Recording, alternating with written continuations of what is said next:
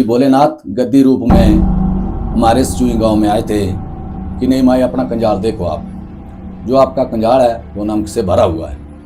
बूढ़ी माई ने कि शाम तक तो मेरा त्रिलोचन वापस आ जाएगा नमक छोड़ के, और एक बेडू मारे को प्राप्त हो जाएगा। कि महाराज पैर के पीछे पीछे त्रिलोचन जी भी आए और चुमुक्की पिंडी के पास महाराज वो पैर अदृश्य हो गए। त्रिलोचन जी बोले अगर भेज दें तो अच्छा है, अगर ना भेजो तो मेरे को तो कोई रास्ते का पता ही नहीं, मैं कैसे जाऊंगा। खुद वो 7 दाने माह के मारे त्रिलोचन ने, और 7 नाड़े जो है वो पानी के महाराज चल पड़े, पानी चल पड़ा उसी टाइम। नमस्कार, मैं आपका होस्ट अक्षय।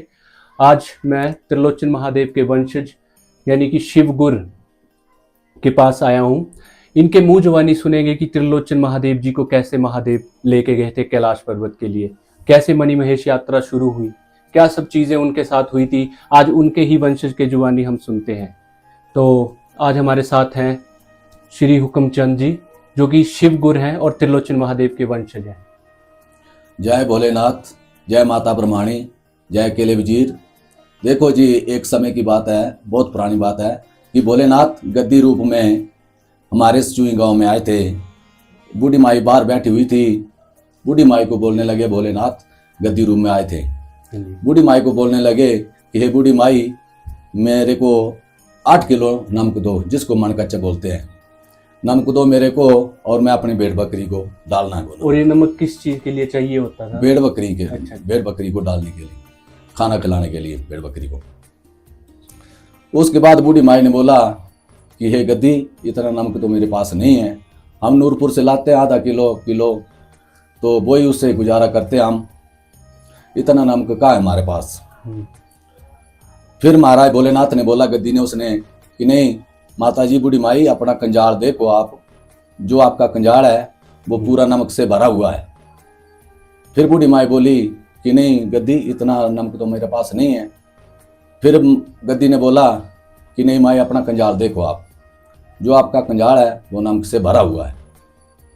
जब बूढ़ी माई उठी तो अपना उसने कंजाल देखा, तो भोलेनाथ की ऐसी कृपा हुई कि जो कंजाल था लकड़ी का वो पूरा नमक से भरा हुआ था। और वैसे उनके पास था ही नहीं नमक उतना। उसके बाद बूढ़ी माई बोली कि हे गद्दी, बहुत नमक है, मैं आपको नमक दे देती हूँ। उसने बूढ़ी माई ने खरड़ू लिया और उस खरड़ू भरकर नमक का दे दिया उस गद्दी को। खरड़ू जो होता है वो भेड़ के जो वो भेड़ की खाल का होता है। का जो होता है। उस समय बोरू बारू कुछ नहीं थे। उस समय वो जो खरड़ू थे भेड़ बकरी के तैयार करते थे गद्दी लोग उसको। अच्छा। उसको तैयार करते थे, जो भी राशन ले जाते थे तो उस खरड़ू में ले जाते थे। अच्छा। उसके बाद गद्दी ने बोला कि हे बूढ़ी माई, जो आपका लड़का है त्रिलोचन, उसको मेरे साथ भेजो, जो मेरा माल है वो हरसर चला गया है, जो जे नमक है ये हरसर पहुंचा देगा तो मैं आपको एक भेडू या छेलू दूंगा। अच्छा। और गद्दी को भेडू का लालच। उसने सोचा बूढ़ी माई ने कि शाम तक तो मेरा त्रिलोचन वापस आ जाएगा नमक छोड़ के, और एक भेडू मारे को प्राप्त हो जाएगा। अच्छा। जब महाराज त्रिलोचन और भोलेनाथ गद्दी को हरसर पहुंचे तो हरसर महाराज क्या देखा कि जो ताजी मिंगने पड़ी हुई थी भेड़ बकरियों की, और धूना जो गद्दी का होता है वो बड़ा हुआ था, और जो उनका बिस्तरा होता है पत्थर का, वो पत्थर का महाराज बिस्तरा पड़ा हुआ, और उधर महाराज भेड़े बकरी नहीं थी, कोई भी वहां नहीं था, बस वही चीजें पड़ी हुई, वही चीजें वहां पड़ी हुई थी। उसके बाद भोलेनाथ ने बोला गद्दी ने, हे त्रिलोचन, मेरा माल जो है वो धनछो चला गया है, मैं आपको 2 भेडू दूंगा, जो मेरा नमक है आप धनछो पहुंचा दो तो मैं आपको 2 भेडू दूंगा। त्रिलोचन ने सोचा कि चलो मैं कल वापस आ जाऊंगा, मेरे पास 2 भेडू हो जाएंगे। वैसे करते करते महाराज धनछो जब पहुंचे, उधर ही महाराज मिंगने पड़ी, धूना बड़ा, पत्थर बिस्तरा जो था वैसे का वैसा उधर भी पड़ा हुआ था, और भेड़े बकरी महाराज उधर भी नहीं थी। अच्छा। उसके बाद चले गए महाराज गौरीकुंड। गौरीकुंड भी महाराज वैसे ही धूना बड़ा हुआ था, मिंगने ताजी पड़ी हुई थी, सब कुछ वैसा वैसा पड़ा हुआ था, और बाकी कुछ भी नहीं, बाकी कुछ नहीं था। उसके बाद भोलेनाथ ने बोला गद्दी ने कि हे त्रिलोचन, मैं आपको महाराज 4 बेड दूंगा, जो मेरा माल है वो मणिमहेश चला गया, मैं आपको 4 बेड दूंगा। फिर महाराज गद्दी को लालच लग पड़ा है कि चलो मेरे पास 4 बेडू हो जाने। उसके बाद महाराज आगे जब चले भोलेनाथ, तो जो श्वास घाटी है वो थोड़ी कठिन चढ़ाई है। अच्छा। उधर जितने भी जोर वाला लड़का हो या लड़की हो, उधर महाराज ऑक्सीजन की कमी है, उधर पैरी जो है इंसान बहुत धीमे चलता है। आज भी यात्रा के टाइम वहां हाँ, पे कई बंदे नहीं चल ऑक्सीजन पाते। की कमी है वहां पे। अच्छा। भोलेनाथ गद्दी वो आगे आगे चले गए। त्रिलोचन के पास महाराज नमक था 8 किलो, उसका वजन था। त्रिलोचन थोड़ा पीछे रह गया। भोलेनाथ महाराज ऊपर गए, कैलाश ऊपर बर्फ पड़ी हुई थी, थोड़ी थोड़ी हल्की हल्की। भोलेनाथ ने महाराज परिक्रमा की, और जो पिंडी है चमुखी, उसे महाराज भोलेनाथ अदृश्य हो गए, अपने कैलाश को चले गए। पीछे पीछे महाराज जब त्रिलोचन पहुंचा ऊपर कैलाश के ऊपर, त्रिलोचन को पहुंचने में थोड़ी देरी लगी, क्योंकि उनके पास नमक था, भार था, सामान था। उसने भी महाराज त्रिलोचन ने जैसे जैसे परिक्रमा भोलेनाथ ने की, वैसी वैसी परिक्रमा महाराज त्रिलोचन ने भी की। उनको कैसे पता चला था कि मतलब बर्फ के ऊपर पैर लगे हुए थे। अच्छा, कच्ची बर्फ पड़ी हुई थी, उसके ऊपर पैर लगे हुए थे भोलेनाथ के। उन्हीं पैर के महाराज पैर के पीछे पीछे त्रिलोचन जी भी आए, और चुमुखी पिंडी के पास महाराज वो पैर अदृश्य हो गए। उसने भोलेनाथ की ऐसी कृपा हुई महाराज कि उसने सोचा, उसके मन में विचार आया त्रिलोचन के कि ऐसा नहीं हो कि भोलेनाथ महाराज इस झील में पड़ गए हो। त्रिलोचन ने भी महाराज उस झील में छलांग लगा दी।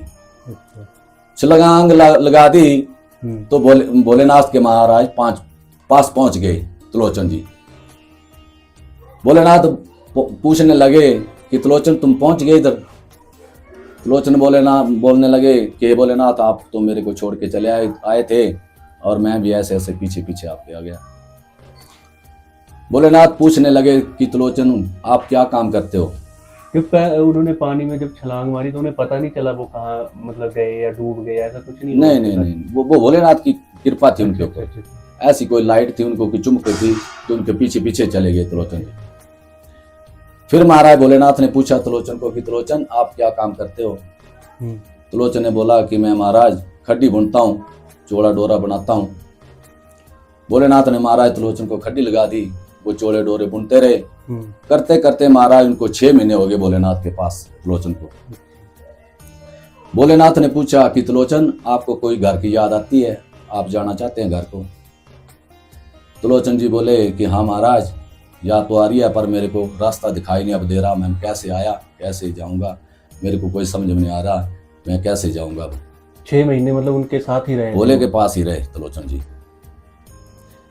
फिर भोलेनाथ ने बोला कि महाराज हाँ त्रिलोचन मैं आपको भेज देता हूँ।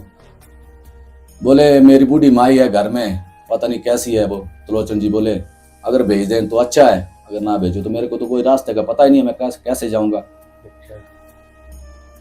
उधर जो काट पड़ी हुई थी चौड़े डोरे की, भोलेनाथ ने बोला कि त्रिलोचन आप इसको इकट्ठा करके एक बोरू में डालो, खरुड़ में डालो, और इसको घर को ले जाओ। त्रिलोचन जी बोले कि भोलेनाथ ऐसे ऐसे काट दो, कपड़े मेरे पास घर में बहुत हैं, इसको क्या करूंगा मैं ले जाके। नहीं, फिर भी भोलेनाथ ने बोला कि त्रिलोचन आप ले जाओ, इस जो काट पड़ी है कितरे पड़ी है जो चौड़े की। अच्छा। त्रिलोचन ने महाराज भोलेनाथ के कहने पर वो खरड़ू में डाली कितरे जो थी पड़ी हुई उधर। फिर भोलेनाथ ने बोला कि त्रिलोचन मैं आपके ऊपर बहुत खुश हूँ, बहुत प्रसन्न हूँ, आप मेरे से कुछ वरदान मांगो, मेरे से कुछ मांगो। त्रिलोचन ने बोला कि भोलेनाथ मैं क्या मांगू, मेरे पास सब कुछ है, जमीन है, माँ बाप है, बेटे हैं मेरे 2, 3 मंजिला मेरा मकान है। मैं भोलेनाथ मैं आपसे क्या मांगू, मेरे पास सब कुछ है। दूसरी बार ही बोला भोलेनाथ ने कि त्रिलोचन मांग कुछ मेरे से, मैं बहुत खुश हूँ आपके ऊपर, मेरे से कुछ मांगो। त्रिलोचन ने दूसरी बार भी वैसा ही बोला कि भोलेनाथ मेरे पास सब कुछ है, मैं क्या मांगू आपसे। तीसरी बार जब भोलेनाथ ने बोला कि त्रिलोचन आखिरी बार है, मांग लो मेरे से कुछ। ऐसी भोलेनाथ की कुछ दृष्टि हुई, लाइट दी भोलेनाथ ने त्रिलोचन को कि त्रिलोचन बोलने लगे कि हे भोलेनाथ आप अब इधर मणिमेश में अब प्रकट होंगे, मेरे जो अंश औलाद होगी वो इस झील को पार करेंगे, उनको महाराज हाथ के ऊपर तैरना, जो अपनी जुबान से वो वाक देंगे उसको महाराज आप सत्य करना, वो आपके चेले होंगे। इस झील को महाराज पार करना आपने। उस झील का महाराज थल्ला नहीं है, जो मणिमेश की झील है भोलेनाथ की, उसका थल्ला नहीं है, कुछ भी नहीं है मतलब उसके हाँ नीचे। थल्ला नहीं है बोलते हैं, पीछे से जो हमारे पूर्वज थे वो बोलते हैं इसका झील का थल्ला नहीं है। फिर महाराज भोलेनाथ ने उसको थापी दी, अपना चेला बना लिया त्रिलोचन। अच्छा, अच्छा। हाँ पीठ पे थापी दी, और एक झुंडा होता है हमारा, जैसे ये झुंडा है हाँ जी। जिसको झुंडा तो बोलते हैं निकाल के सोमलो, दिखा दो इसे आप। जो ये है झुंडा हमारा। हाँ जी। फिर त्रिलोचन ने महाराज त्रिलोचन को एक झुंडा दिया, एक डमरू दिया, हाँ जी। एक महाराज दुखाड़ी दी, ऐसी इसको बोलते हैं दुखाड़ी, अच्छा। धूप देने के लिए। 3 चीजें महाराज त्रिलोचन को दी, और पीठ के ऊपर महाराज थापी लगाई, और भोलेनाथ ने वो चेला बना लिया अपना। भोलेनाथ ने बोला कि त्रिलोचन जब आप घर जाओगे तो आप ये बात नहीं बताने कि मैं 6 महीने कहाँ था अच्छा। और कहाँ नहीं था, जो भी आपको पूछेंगे हाँ, ये बात नहीं बतानी आपने, मैं कहाँ था कहाँ नहीं था। कहाँ नहीं था। अगर आप बताओगे तो आप खत्म हो जाओगे। अच्छा। त्रिलोचन ने बोला ठीक है महाराज, वैसा ही होगा। भोलेनाथ ने बोला कि त्रिलोचन आप आंख बंद करो। आंख बंद करी महाराज, वो अपना जो सामान था, भोलेनाथ ने जो सामान दिया था त्रिलोचन को, वो महाराज त्रिलोचन ने लिया और आंख बंद करी, तो महाराज भोलेनाथ की ऐसी कृपा हुई कि त्रिलोचन महादेव महाराज ब्रह्माणी आ पहुंचे। अच्छा, हाँ जी, ब्रह्माणी माता की। हाँ ब्रह्माणी माता के मंदिर में आ पहुंचे। ब्रह्माणी माता बोलने लगी कि हे त्रिलोचन आपने महाराज खरड़ू में क्या लिया है। अच्छा। त्रिलोचन बोलने लगे कि हे माता खरड़ू में तो चोड़े डोरे की काट है, कितरे हैं। हाँ। माता बोलने लगी कि मेरा चोड़ू जो है फटा हुआ है, तो त्रिलोचन ये कितरे मेरे को दे दो। अच्छा। त्रिलोचन ने महाराज ऐसे जो बकरी की डूंडे होती है वो डूंडे पकड़ी, और पूरा जो खरड़ू था वो महाराज नीचे निकाल फेंक दिया। दिया। भोलेनाथ की कृपा थी। वो करते करते महाराज इधर घर में हमारे 6 महीने के बाद हिंदू के छिमाई होती है, तो घर में महाराज त्रिलोचन की छिमाई चली हुई थी। मरने के बाद जो मरने के बाद जो छिमाई होती है त्रिलोचन की, वो महाराज घर में सुई में हाँ। छिमाई हो रही थी त्रिलोचन की। अच्छा। तो ऊपर देवडू है महाराज, जो सुई गांव से 1 किलोमीटर 1.5 किलोमीटर ऊपर है। हाँ जी। इधर आके महाराज त्रिलोचन ने बांसुरी बजाई। फिर अच्छा। घर में छिमाई हो रही थी, तो उसकी माँ जो थी वो बूढ़ी माँ अंधी हो गई थी, रो रो करके मेरा त्रिलोचन पता नहीं कहाँ चला गया, मार दिया किसी ने कि बर्फ के पेट में आ गया, खत्म हो गया। जब महाराज देरड़ू आके त्रिलोचन ने बंसरी बजाई, बंसरी बजाता था त्रिलोचन, अच्छा। वो बंसरी महाराज उस बूढ़ी माँ ने सुनी, उसकी कान में जब आवाज पड़ी उसकी बंसरी की त्रिलोचन की, तो बूढ़ी माई बोलने लगी कि हे लोगो आप रुक जाओ, मेरा त्रिलोचन जीवित है, त्रिलोचन मेरा आ गया, आप रुक जाओ, अब तक छिमाई मत करो। सभी महाराज हंसने लगे कि 6 महीने हो गए त्रिलोचन को गए हुए भोलेनाथ के साथ पास, तो वो तो खत्म है। हाँ। बूढ़ी माई ऐसे ही बोल रही है झूठ। जब महाराज इतनी बात बोली कि महाराज त्रिलोचन जी महाराज हमारे गांव आ गए। अच्छा। गांव आ गए महाराज, सभी खुशी मनाने लगे, सभी ने महाराज खुशी का जागरण कर दिया। उसके बाद नुआड़ा कर दिया। त्रिलोचन के आने के बाद जो खुशी छिमाई हो रही थी उसका नुआड़ा कर दिया। जो छिमाई हो रही थी ना, उसका महाराज माला जो थी वो उसके ऊपर लगा दी। नुआड़ा जो होता है वो शिव जी को मतलब वो करते हैं। हाँ, शिव जी का नुआड़ा होता है नुआड़ा पूजन। होता है। फिर हमारा जो रीति रिवाज है, जो हमारे महाराज हमारे जो लेडीज होती हैं वो अपने पति को महाराज गर्म पानी से नहलाती है आज तक भी। अच्छा अच्छा। उसकी घरवाली ने महाराज पानी गर्म किया और त्रिलोचन को महाराज नहलाया। उसकी घरवाली ने जब वो पीठ के ऊपर पंजा देखा, निशान लगा हुआ था, तो उसकी घरवाली बोली कि हे महाराज आप मेरे को बताओ कि आपको किसी ने मारा है, आप किसी औरत के पास थे इतने दिन कि कहाँ थे, मेरे को भेद बताओ, ये निशान कैसे पड़ा आपको पीठ के ऊपर। त्रिलोचन ने बोला ये बात छोड़ो, आप अपना काम करो। वो घरवाली बोली त्रिलोचन की कि नहीं, मेरे को भेद बताओ, मेरे को बताओ आप कहाँ थे 6 महीने के बाद, किसी औरत के पास थे, कहाँ थे आप? और औरतों को तो औरत का अभिमान होता है कि किसी और के पास ना हो, और के साथ संबंध न बना ले हो। त्रिलोचन का ऐसा कुछ नहीं था। उसने बोला कि आप मेरे से पूरा अंत लोगे तो मेरी जो जान है वो नहीं रहेगी, मैं खत्म हो जाऊंगा।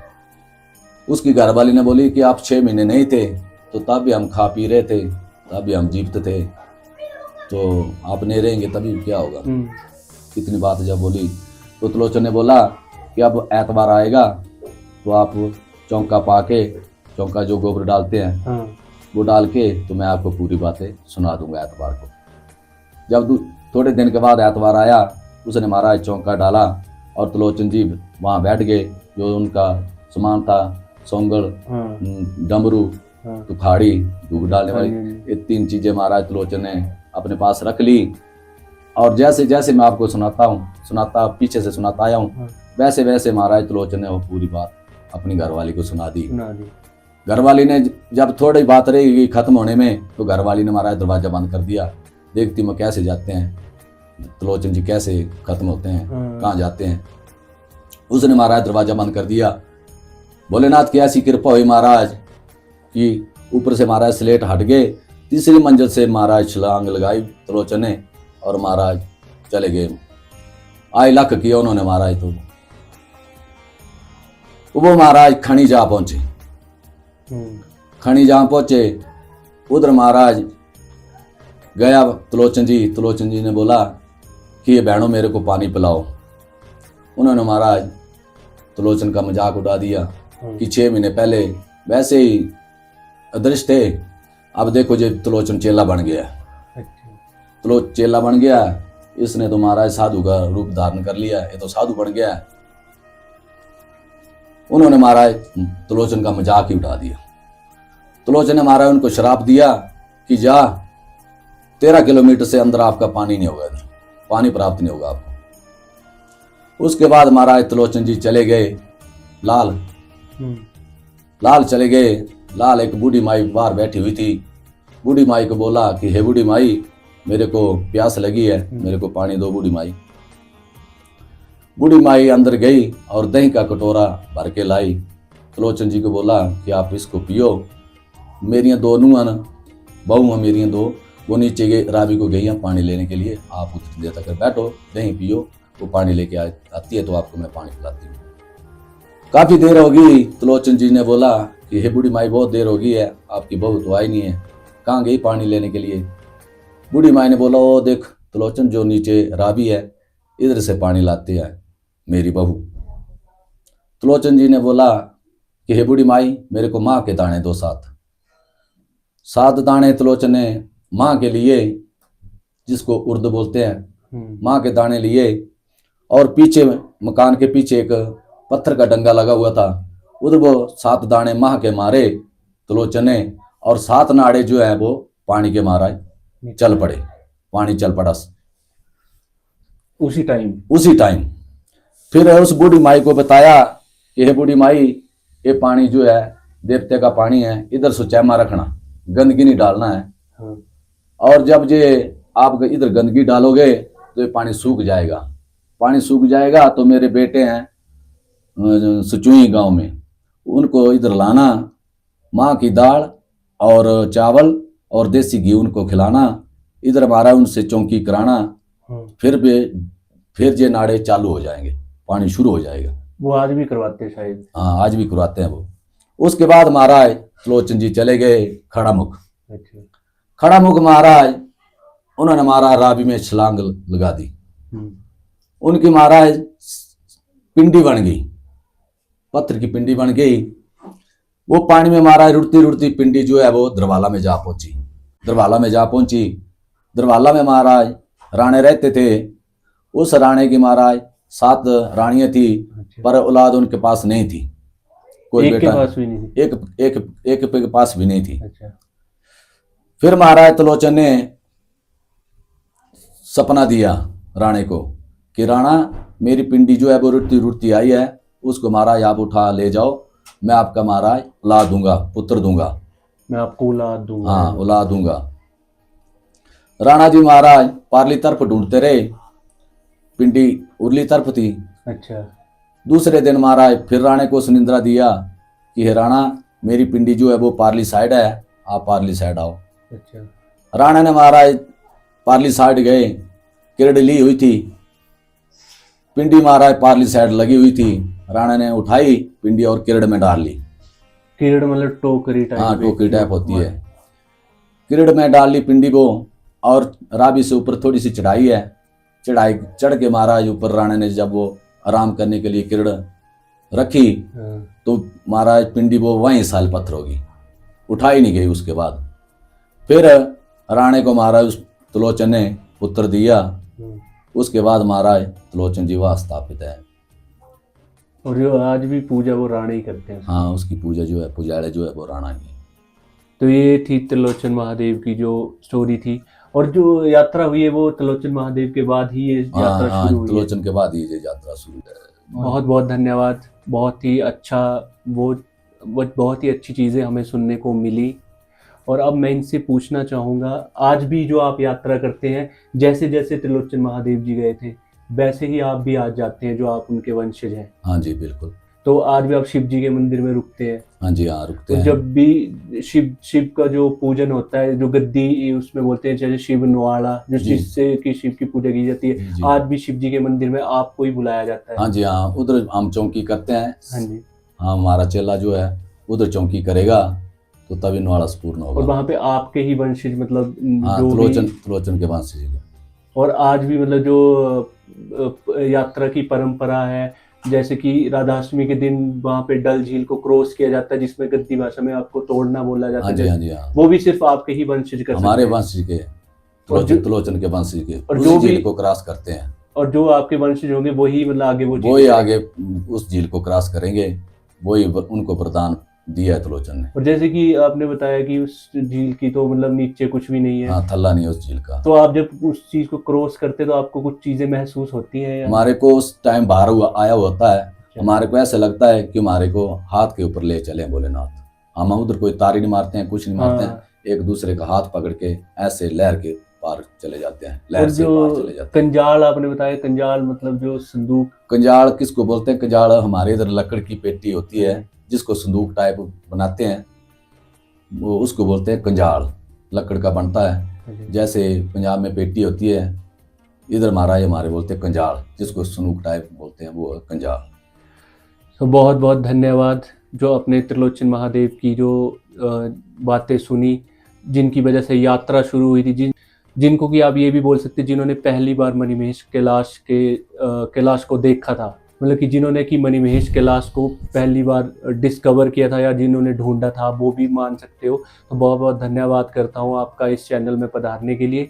और भी स्टोरीज देखने के लिए आप सब्सक्राइब करें रूट्स एंड रिचुअल्स।